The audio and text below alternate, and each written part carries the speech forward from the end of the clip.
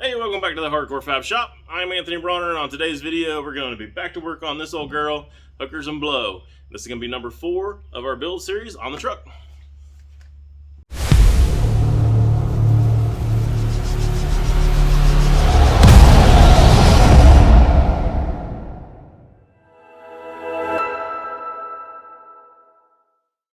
Alright, so to catch you guys up from last time, I went ahead and yanked the motor out of here, burnt these in good and hot. Had to have the motor out so I didn't burn the bushings up and the mounts that I made. So got that all ground down now, so that is all looking pretty good. Still need to do a final weld around that, but I'm probably going to do all of that at one time so that all the final welds on all the brackets here and everything all look the same.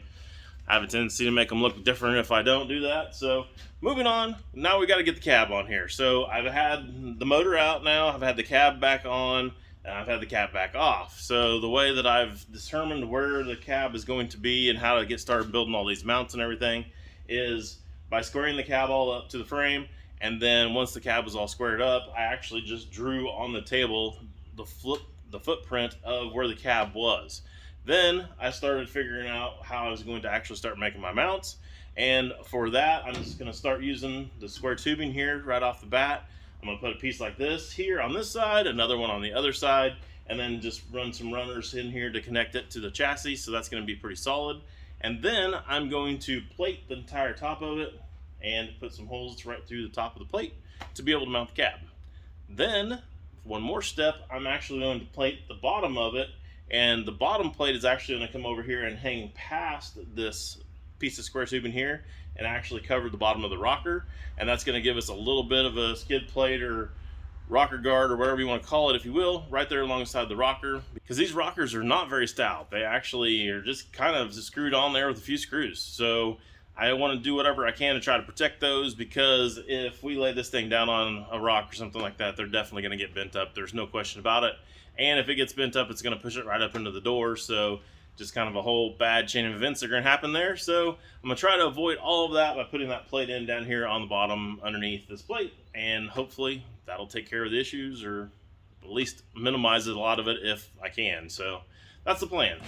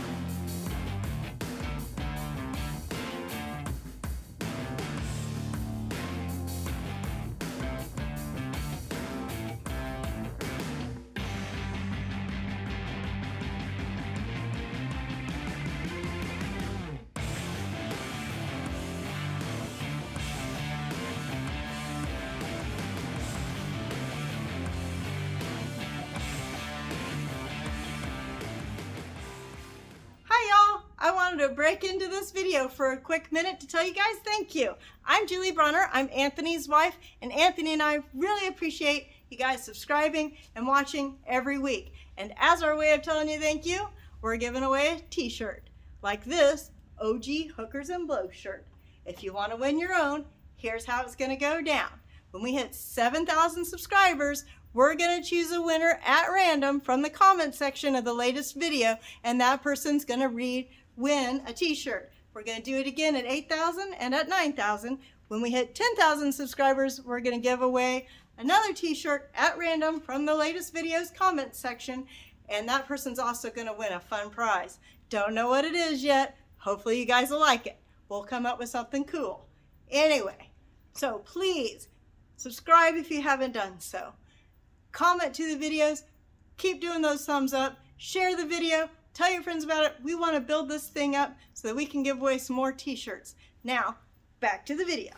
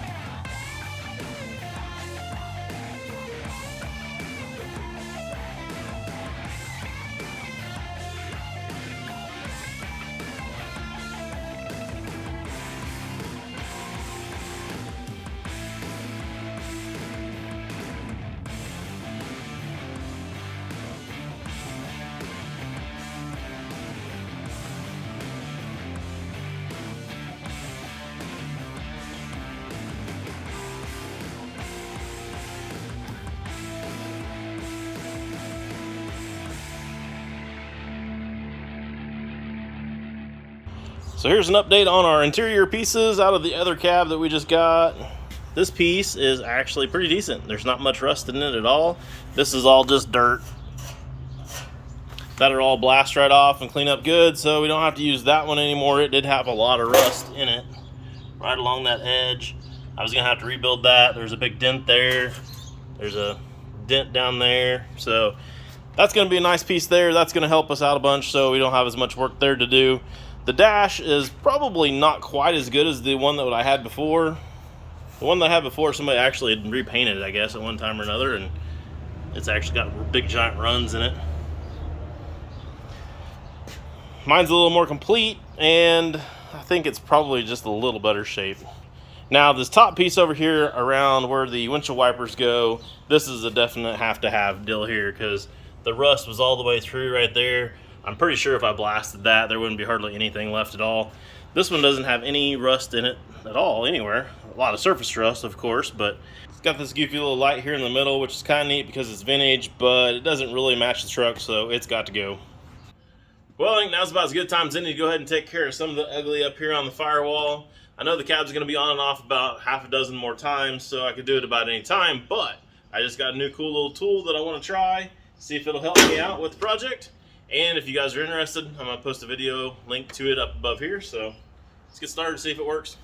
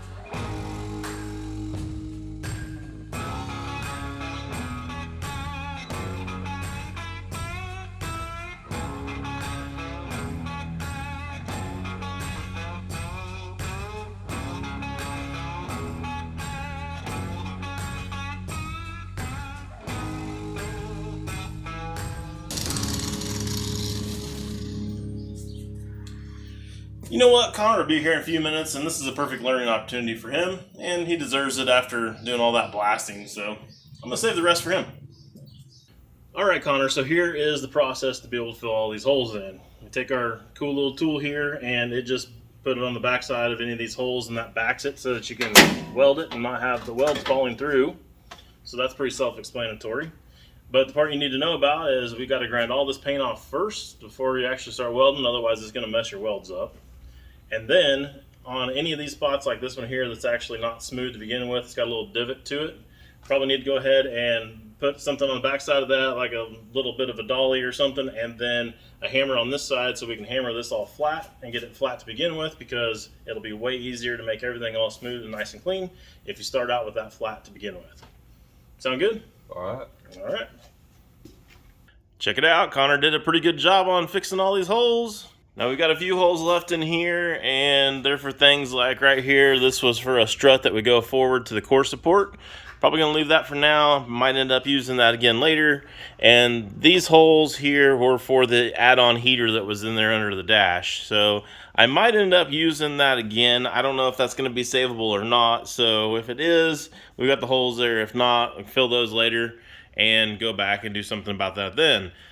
We've got a couple bolts up here and a couple bolts here. Those are for brackets that actually go through and hold the brackets on under the dash. So those have got to stay. Probably going to end up taking the bolts themselves out and changing them maybe with a little bit nicer bolt. So those will look a little better in the end. And then this piece here is for a slot for a grommet to have the wires go through. And that pretty much takes care of the firewall for the most part. Gonna do a little bit of body work there and have to paint that up, but metalwork part of that is pretty much done.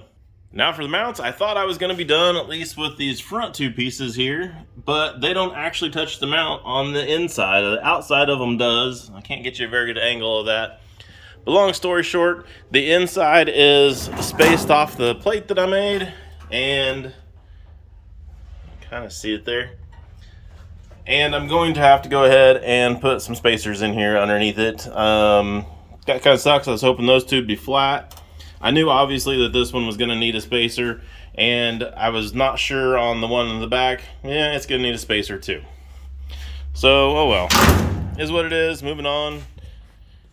Got a line drew here on the table now. You can kind of see that all along there. That gives me an outline of where the cab's at, so I can go ahead and lift the cab back up again and get started on the little skid plate or rocker guard, whatever you want to call those plates down there. They're going to protect the bottom of the cab. So I'm going to go ahead and get started on that now, but before I do, I'm going to go ahead and center punch all my holes for the cab bolts so that I can get started drilling on all those while I've got the cab off again this next go around.